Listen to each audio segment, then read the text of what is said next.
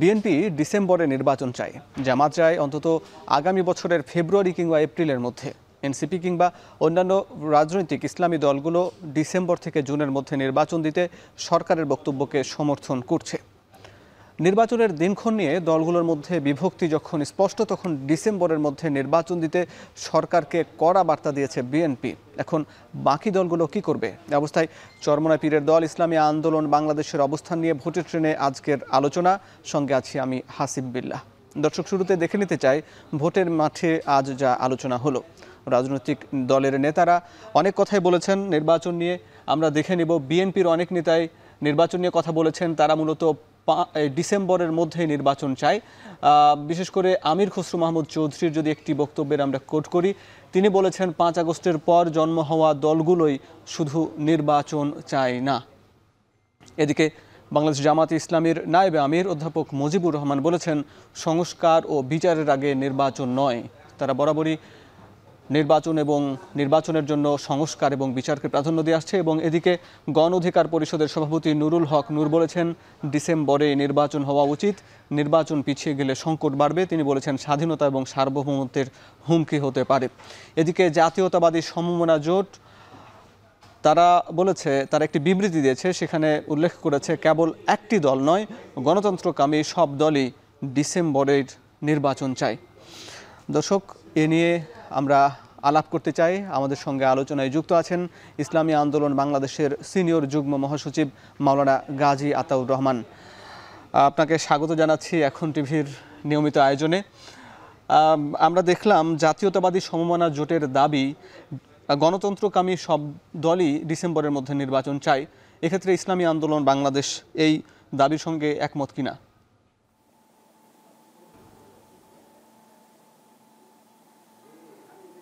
ডিসেম্বরের মধ্যে নির্বাচন চাওয়া এই বিষয়টা আমরা লক্ষ্য করেছি যে বাংলাদেশের এখন সবচেয়ে বড় দল বাংলাদেশ জাতীয়তাবাদী দল বিএনপি, তারা রাজপথে নেমে আন্দোলনে নেমে তারা আলটিমেটাম দিয়েছে যে ডিসেম্বরেই নির্বাচন হতে হবে। এমনকি বিএনপির ভারপ্রাপ্ত চেয়ারম্যান জনাব তারেক রহমান তিনি বলেছেন ডিসেম্বরে নির্বাচন হতে হবে এবং তিনি একেবারে স্পষ্ট বলেছেন যে ডিসেম্বরেই নির্বাচন হবে।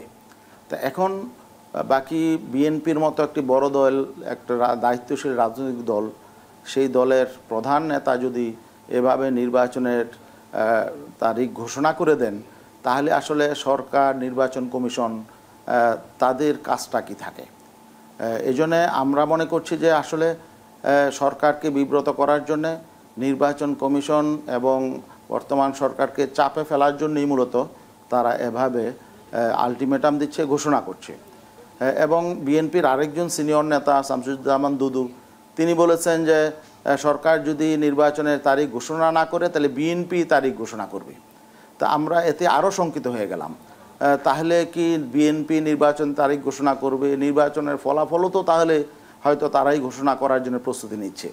তো এই বিষয়গুলো কিন্তু জনমনে আতঙ্ক তৈরি করছে এবং আমরা আগামী নির্বাচনটাও কি একতরফা হয় কিনা এবং একটা প্রহসনের নির্বাচন হয় কিনা এই নিয়ে কিন্তু আমাদের মধ্যে যথেষ্ট সন্দেহ সংশয়ের দেখা দিয়েছে। এই জন্যে আমরা যেটা বলতে চাই যে এই 24 জুলাই এবং 5 আগস্ট যে অভ্যুত্থানটা হলো, এটা তো একটা স্বাভাবিক ঘটনা না। এখন অনেকে মিডিয়া আমরা দেখছি যে সে 91 শাহাবুদ্দিন সাহেবের সময়ের কথা বলছেন যে 30 দিনে নির্বাচন করেছেন, তারপর 96 হাবিবুর রহমান সাহেবের কথা বলেছেন যে সেই সরকারও 30 দিনের মধ্যে নির্বাচন করেছেন, 90 দিনের মধ্যে 3 মাসের মধ্যে নির্বাচন করেছেন। এখন এতদিন লাগবে কেন? তো এখন ঘটনা হলো যে সেই অবস্থা তো আর এখন না। ওনারা 90 দিনের মধ্যে 3 মাসের মধ্যে নির্বাচন করার কারণেই কিন্তু এই যে দেশের যে জঞ্জাল এবং রাজনীতিতে এই যে সংকট এবং দেশের মধ্যে এই যে ফ্যাসিবাদী শক্তির অভ্যুদয়, এই সমস্ত কারণে কিন্তু হয়েছে।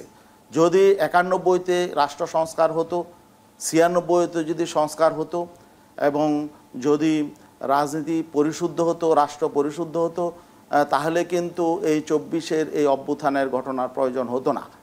অতীতে আমরা অনেক তুলনামূলক ভালো নির্বাচনও দেখেছি, খারাপ নির্বাচনও দেখেছি, কিন্তু ভালো নির্বাচনের পরে কিন্তু আমরা ভালো শাসক পাই নাই, আমরা সুশাসন পাই নাই। আমরা কাঙ্ক্ষিত যেই রাষ্ট্র ব্যবস্থা এবং সাংবিধানিক প্রতিষ্ঠানগুলো সেভাবে ফাংশন করে নাই, সুবিচার প্রতিষ্ঠা হয় নাই, দুর্নীতি বন্ধ হয় নাই, বৈষম্য দূর হয় নাই। অতএব এই সমস্ত আকাঙ্ক্ষা বাস্তবায়নের জন্যই, যাতে একটা আমরা কাঙ্ক্ষিত রাষ্ট্র দেখতে পাই, এখানে যাতে একটা সুস্থ রাজনীতি চলে, অর্থনৈতিক উন্নতি হয়, অগ্রগতি হয় এবং প্রতিহিংসা জিজ্ঞাসার রাজনীতি বন্ধ হয় এবং গঠনমূলক রাজনীতি সবাই করে, দেশের জন্য সবাই ঐক্যবদ্ধভাবে কাজ করে, এই আকাঙ্ক্ষা নিয়েই কিন্তু জুলাই বিপ্লব হয়েছে। এখন যদি তড়িঘড়ি করে একটা যেনতেন নির্বাচন হয়, তাহলে কিন্তু আবার সেই আমাদের বিগত 54 বছর যেভাবে দেশ চলেছে সেদিকেই যাবে। আমরা যেটা দেখতে পাচ্ছি যে বড় দল হিসাবে বিএনপি এই দায়িত্বশীলতায় পরিচয় দিচ্ছে না, তারা সেই পুরাতন বন্দোবস্তের দিকেই যেতে চায়, তারা নতুন কিছুই তারা গ্রহণ করতে চাচ্ছে না। এখন আমরা সংস্কারের জন্য যে কমিশনগুলো গঠন হয়েছে, আমরা ঐক্যমত্য কমিশনের সেই রিপোর্ট আমরা দেখেছি যে এখানে তারা আসলে মৌলিক কোনো সংস্কারের দিকেই যেতে চাচ্ছে না।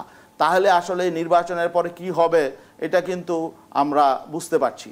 এজন্যই আমাদের কথা হলো নির্বাচনের তারিখ এটা মুখ্য নয়, মুখ্য হলো যে আসলে আমরা কাঙ্ক্ষিত রাষ্ট্র, যেই কাঙ্ক্ষিত রাষ্ট্রের জন্যে জুলাই বিপ্লব হলো, এখানে প্রায় 2000-এর মতো জীবন উৎসর্গ হলো, রক্ত গেল অনেকের, এই ত্যাগের বিনিময়ে আমরা কি পেলাম, তাই না? আমরা সেই পূর্বের অবস্থায় ফিরে যেতে চাই না।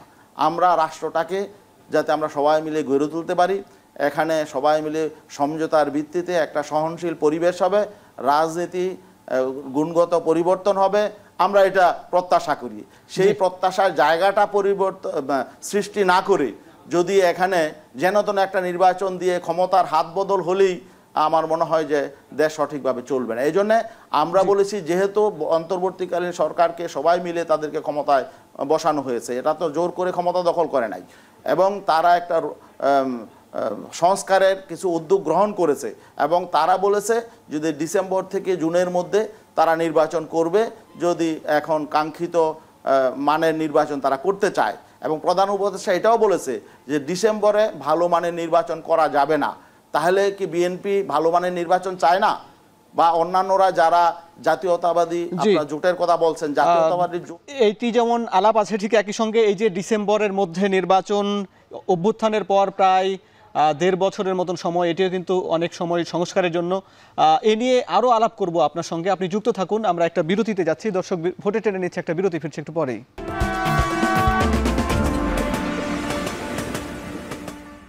বিরতির পর স্বাগত। ভোটের ট্রেনে আলোচনা করছি ইসলামী আন্দোলন বাংলাদেশের সিনিয়র যুগ্ম মহাসচিব মাওলানা গাজী আতাউর রহমানের সঙ্গে।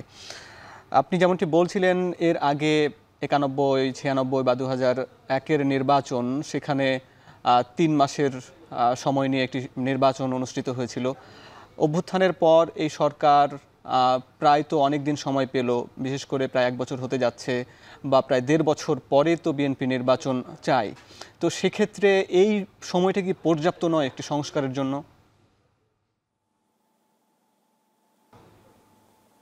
না, এটা তো বাস্তব যে 10 মাস সময় চলে গেল, 10 মাস সময় হয়তো আরও কাজ করা যেত, কিন্তু আমাদেরকে বাস্তবতাটা বুঝতে হবে। এই যে 5ই আগস্ট দেশে অবস্থাটা কী হয়েছিল, এখানে একটা সরকার ছিল, সরকারের সাথে যারা ছিল মন্ত্রিপরিষদ, পার্লামেন্ট মেম্বার সহ এবং থানার পুলিশ, সারা দেশের প্রায় সবগুলো থানার পুলিশরা পর্যন্ত থানা ছেড়ে দিয়ে পালিয়েছিল। তো এবং প্রধান বিচারপতি পর্যন্ত এবং বাংলাদেশ ব্যাংকের গভর্নর সহ সকল ক্ষেত্রে কিন্তু একটা অস্থিরতা তৈরি হয়ে গিয়েছিল, নৈরাজ্যকর পরিবেশ সৃষ্টি হয়েছিল। তো এই অবস্থা থেকে আসলে দেশটাকে একটা স্টেবল জায়গায় নেওয়ার জন্য তো একটু সময় লেগেছে। তারপরে বাকি আরেকটা জিনিস আমরা যেটা লক্ষ্য করেছি যে এখানে সরকারের মধ্যে যারা আছে এরা তো আসলে অনভিজ্ঞ, এই জন্য তাদের হয়তো বুঝতে সময় লেগেছে। কিন্তু এখানে আমাদের রাজনৈতিক দলগুলোর উচিত ছিল শুরু থেকে তাদেরকে আরও সহযোগিতা করা, যাতে তারা যে উদ্যোগগুলো নিয়ে আসছে দ্রুততার সঙ্গে যাতে কাজগুলো করতে পারে। আমরা তো দেখেছি রাজনৈতিক দলগুলো সহযোগিতা করেছে এবং এখন পর্যন্ত বিএনপিও সহযোগিতা করে যাচ্ছে এবং অন্যান্য রাজনৈতিক দলও সহযোগিতা করে যাচ্ছে এবং একই সঙ্গে এই সময়ের মধ্যে যদি বিএনপি এমনও বলেছে যে ডিসেম্বরের মধ্যে যদি নির্বাচন না দেয় তাহলে তারা সহযোগিতা করবে না। আপনি বিষয়গুলো কিভাবে দেখেন? না, ডিসেম্বরের মধ্যে নির্বাচন না দিলে যদি বিএনপি সহযোগিতা না করে তাহলে পরিণতিটা কি হবে? এটা কি দেশের জন্য ভালো হবে? বিএনপির জন্য কি ভালো হবে? এখানে আমি মনে করি যে বিএনপির মতো একটি বড় দল, তারা সামনে হয়তো ক্ষমতায় যাবে, কিন্তু তাদের আরও দায়িত্বশীল কথা বলা উচিত। এখানে সরকার যেহেতু বলছে জুন পর্যন্ত সময় তারা নিতে চাচ্ছে, এখানে একটা সমঝোতা সমন্বয়ের মধ্যে যাওয়া উচিত এবং সরকারকে আরও নিবিড়ভাবে সহযোগিতা করা উচিত এবং সরকারের পক্ষেও উচিত এখানে বিএনপিকে আস্থায় নিয়ে আসা, শুধু বিএনপিকে না, সকল রাজনৈতিক দলগুলোকে আস্থায় নিয়ে আসা উচিত। আর নয়তো এভাবে তো সরকার তারা ফাংশন করতে পারবে না। এজন্য আমরা মনে করি যে সবাইকেই দায়িত্বশীল হওয়া উচিত এবং সবাইকেই আসলে দেশের কল্যাণে কাজ করা উচিত। জি, সংস্কারের নামে বিএনপি অভিযোগ করছে যে টালবাহানা করছে বা ষড়যন্ত্রের একটা গন্ধ পাচ্ছে, আসলে কি তাই মনে হয় নাকি আপনারা কি মনে করেন? না, এখানে সংস্কারের বিষয়টা আরও গতি পাওয়া উচিত ছিল, কিন্তু এখানে বিএনপি কিভাবে মনে করলো যে তালবাহানা করছে, যেহেতু সরকার বলছে একটা টাইমলাইন দিয়েছে যে জুনের মধ্যেই তারা এরপরে একদিনও তারা ক্ষমতায় থাকবে না, এর মধ্যে নির্বাচন হবে। বিএনপির কোনো কোনো নেতা মনে করছেন যে সরকার হয়তো দীর্ঘমেয়াদে ক্ষমতায় থাকতে চায়।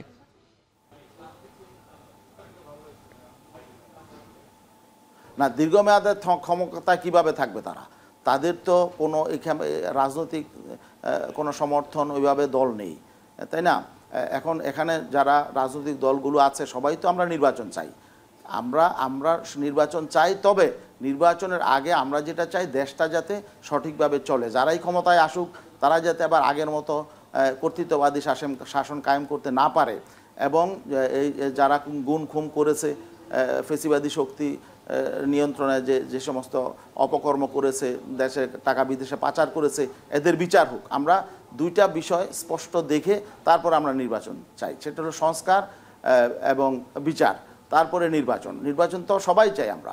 আর সরকার তার ঘোষিত টাইমের আমরা যদি দেখি যে টাইম মতো নির্বাচন না করে, তাহলে আমরা তো সবাই ঐক্যবদ্ধভাবে মাঠে নামবো। আমরা তো এখানে কোনোরকম কেউ যদি এখানে আমরা দেখি ষড়যন্ত্র করে, সে সুস্পষ্ট কোনো বিষয় যদি আমরা বুঝতে পারি, তাহলে অবশ্যই আমরাও তো এখানে আন্দোলনে নামবো, সবাই আন্দোলনে নামবে। বাংলাদেশের জনগণ তো অবশ্যই নির্বাচন চায়, দীর্ঘদিন পর্যন্ত তারা ভোট দিতে পারে না। নির্বাচনের কি এখন সেই পরিবেশ আছে কিনা? কিন্তু যেন তেন নির্বাচন হোক, এটা আমরা কেউ চাই না। জি, নির্বাচনের জন্য দিন দিন তো অস্থিরতা বাড়ছে, কিন্তু নির্বাচনের জন্য সেই পরিবেশ আছে কিনা আপনার কাছে কি মনে হয়? না, এখনো আমরা যেটা দেখছি আসলে নির্বাচনের পরিবেশ এখনো তৈরি হয় নাই। এখানে আপনারা দেখেন যে পুলিশ সঠিকভাবে ফাংশন করছে না, আইন শৃঙ্খলা পরিস্থিতির উন্নতি এখনো হয় নাই। এখনো বিভিন্ন জায়গায় আমরা দেখছি যে আগে যেমন চলছে ঠিক সেটাই চলছে, বরং এর চেয়ে আরও খারাপ অবস্থা বিভিন্ন জায়গায় আমরা দেখতে পাচ্ছি এবং দলীয় প্রভাব সব জায়গায়, অফিস আদালতে, থানায়, প্রশাসনে, সব জায়গায় এখন এই যে একটা দলীয় প্রভাব একটা, এবং আমরা দেখতে পাচ্ছি বিশেষ করে একটি দলের প্রভাবই বেশি। তো এখন এটা যদি থাকে তাহলে তো এখানে লেভেল প্লেয়িং ফিল্ড কিভাবে হবে? অতএব এইগুলো তো পরিবেশটা ঠিক হওয়া দরকার। এগুলো পরিবেশ ঠিক করবে সরকার, আমরা আশা করি, এবং সেই পরিবেশ ঠিক করার উদ্যোগটাও নেওয়া দরকার এবং নেওয়া দরকার যেমনটি বলছেন। একই সঙ্গে আবার দিন দিন এইভাবে চলতে থাকলে আবার এই সংকট আরও বাড়তে পারে বলে আশঙ্কা করা যাচ্ছে। তবে আপনি যুক্ত থাকুন আমাদের সঙ্গে। ভোটের ট্রেনে নিচ্ছে একটা বিরতি, দর্শক ফিরছে একটু পরেই।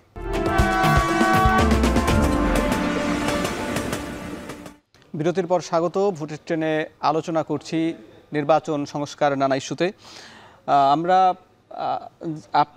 আমরা দেখেছি যে গণ অভ্যুত্থানের পর ইসলামী দলগুলো নির্বাচন এবং সংস্কার ইস্যুতে অনেকটা কাছাকাছি মতামত দিচ্ছে। সেক্ষেত্রে বিশেষ করে ইসলামী আন্দোলন বাংলাদেশ এবং জামাত ইসলামীর মধ্যেও যে এর আগে দেখেছি একটু বৈরী মনোভাব, এখন সেগুলো কমে আসছে মনে হচ্ছে। আসলে সব মিলিয়ে কি কোনো ইসলামী দলগুলোর সঙ্গে রাজনৈতিক কোনো জোটের সম্ভাবনা আছে কিনা সামনে নির্বাচনকে কেন্দ্র করে? আমরা আসলে রাজনীতি করি দেশের কল্যাণে এবং জনগণের প্রত্যাশার বাইরে আমাদের তো যাওয়ার সম্ভব নয়। এখন জনপ্রত্যাশা তৈরি হয়েছে যে সকল ইসলামী দলগুলো নির্বাচন কেন্দ্রিক ঐক্য গড়ে উঠুক। এই জনগণের এই পারসেপশনটাকে আমরা শ্রদ্ধা জানাই। এই জন্যেই আমরা দেখছি যে মানুষ বিকল্প চায়।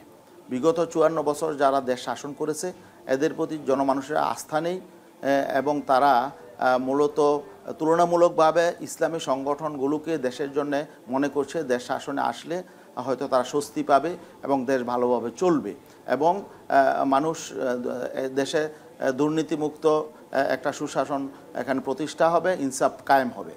এটা মানুষের মধ্যে এমন একটা ধারণা তৈরি হয়েছে। আর অতীতে যারা দেশ শাসন করেছে এদের আসলে নতুন কিছু বলার নাই, কারণ তারা অতীত থেকে আসলে কোনো শিক্ষা গ্রহণ করে নাই এবং তারা নতুন করে ক্ষমতায় গিয়ে তারা নতুন করে কিছু করবে এমন কোনো আলামত আমরা দেখতে পাচ্ছি না।